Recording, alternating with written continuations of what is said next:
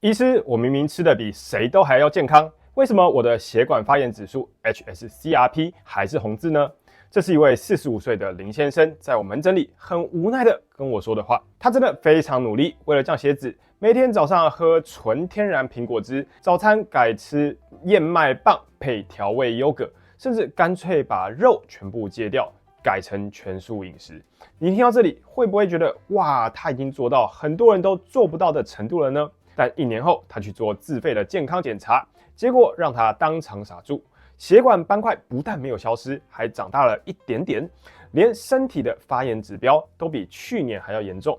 为什么这么努力，最后却变成在伤身呢？因为林先生踩到了现代人最常见的饮食陷阱，那些看起来很健康，其实暗藏地雷的假健康选项。今天这支影片，我不打算跟你谈那些撑不过3个月的极端饮食，我想跟你分享，在门诊里我是怎么帮病人用最简单、最能长久维持的方法，真正去逆转血管斑块。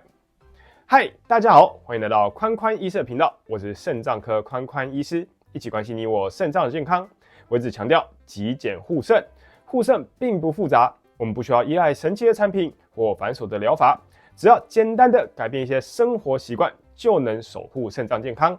点击说明栏下载护肾手册，用最简单的方法让肾脏更健康。很多人会问我，宽宽医师，你不是肾脏科医师吗？怎么今天在讲心血管？其实我常跟病人说一句话，肾脏本质上就是一整团超级精细的血管。血管如果开始出现硬化、阻塞，心脏当然会出问题，但肾脏常常更早出事，甚至可以说常是第一个撑不住的器官。所以保护血管其实就是在保护你的肾脏。而且血管阻塞并不像家里的水管被油垢塞住那么单纯，很多人以为只有高胆固醇、高血压就是唯一的原因，这样不能说是错，但其实只说对了一半。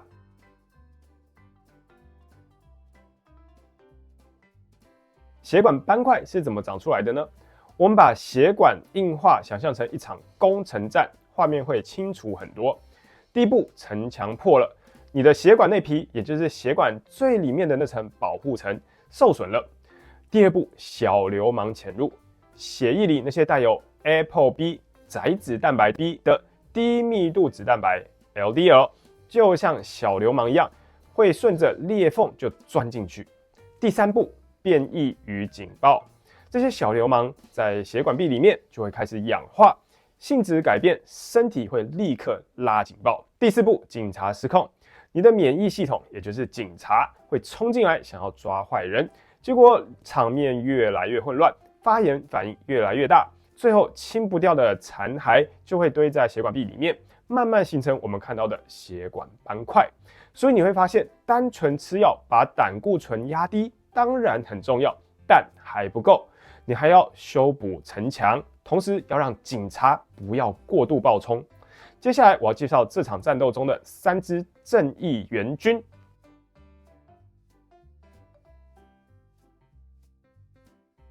援军1，骗过肝脏的冒牌货策略。第一支援军叫做植物固醇。你想象一下，如果有一种方法可以骗你的肝脏，让它自己主动把血液里的垃圾吸回来处理，是不是很聪明？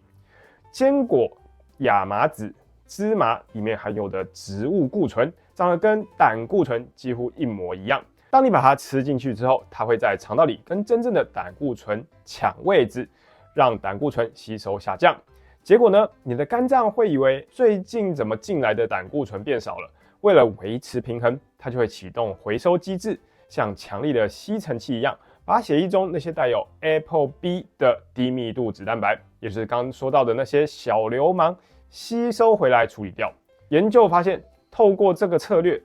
，LDL 也就是低密度脂蛋白，平均可以下降大约14毫克每分升。宽宽医师这边提醒，如果你是慢性肾脏病中后期的肾友，坚果的磷含量比较高一点，记得不要一把一把一直抓来吃，分量还是要控制，或者请先跟医师讨论一下，比较安心哦。援军2，给血管涂上一层不粘锅。第二支援军是茄红素、类黄酮、儿茶素。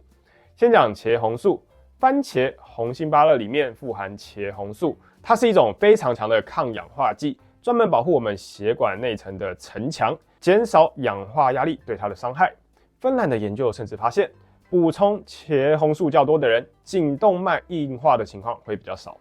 再来是类黄酮，像是莓果、苹果，甚至黑巧克力里面都含有这样的成分。它的作用比较有趣，会让血管壁变得比较不黏，就像帮血管涂上一层不粘锅涂层，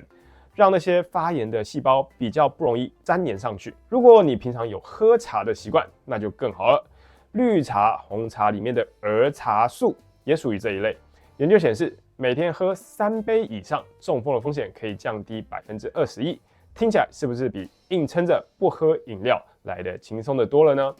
同样提醒肾友，番茄的钾含量比较高，如果你有血钾偏高的问题，茄红素的来源就要挑一下，可以改选低钾的水果，会更安全一些。元菌3，安抚激动警察的好油。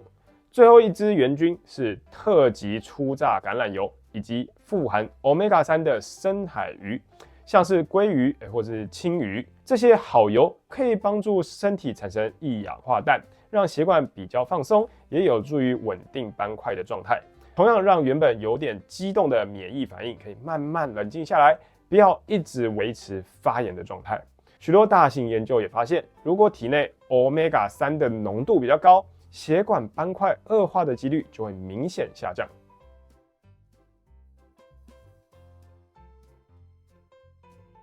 讲完前面这些好东西，我们再回头来看看林先生为什么最后还是没有成功。他每天喝的果汁，即使标榜100%纯天然，问题在于他把纤维滤掉之后，其实它变成了一种高浓度的果糖饮料。果糖可能会让身体的发炎反应上升，对血管来说，长期喝果汁有点像在喝发炎饮料。另外，像是加工过的优格或燕麦棒，都添加了不少糖分，吃起来感觉很健康，但实际上可能糖分含量高得吓人。记住一个最简单的原则，尽量吃完整的水果，而不要用果汁取代水果本身。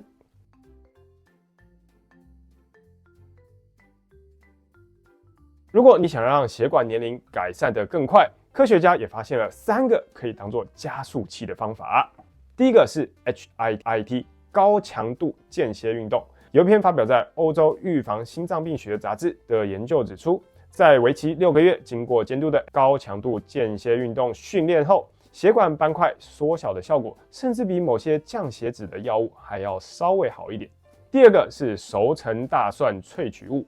Aged Garlic Extract， 这在台湾比较少被提到。这一类研究观察到，它可能有助于稳定比较脆弱的斑块，并且延缓血管钙化的进展。